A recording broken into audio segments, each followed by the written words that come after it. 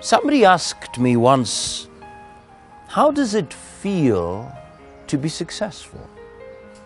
How does it feel? Because at that particular time, the person was thinking, you know what, I need to grow, I need to do all these things. And it struck me there is actually a relationship between what you're thinking and the feelings that you have. And many times, the feelings that you have end up controlling the kind of person you become. If you have a feeling of worry, then whatever you do does not become something directed because you made a decision, but you end up making decisions based on your feelings. But then I also came to realize how powerful your thoughts are.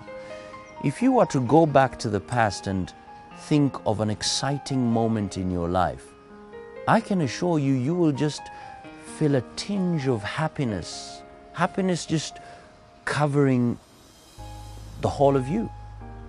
If you remember a very sad moment in your life, whether you lost a beloved one or whether you were beaten or mistreated or abused, you will all of a sudden, in that particular moment, get that feeling. Because that thought, the thought you have at that particular moment, determines the kind of feeling you have. And so I am of the opinion that the next feeling that you will have is determined by the thought you allow in your system.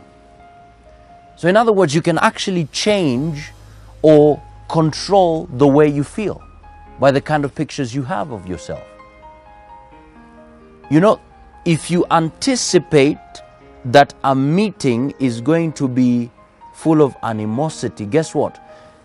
All of a sudden, you will feel so stressed up. If you anticipate that a meeting will be so jovial, all of a sudden, you will just feel a feeling of confidence. That's the power of that thought. So sometimes you don't even have to have that big car or big house. Just sit down and imagine yourself in that big car. And let me tell you something, the feeling will come in and you will be so bold even as you speak to people. The problem is you have a thought inside your mind that tells you you are so broke, you're going down, you've not paid your rent. So all that affects your feelings, and so you cannot even speak right. You cannot relate with people rightly.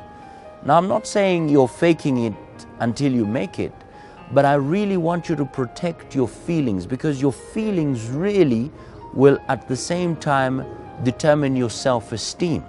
So begin to change what comes into your mind. Don't allow stupid things to come into your mind. Put pictures that inspire you so that anytime you look at them, there is an overwhelming feeling of strength, so that when you speak to people, when you stand before people, there is power, there is positivity. That's my 2-minute sense.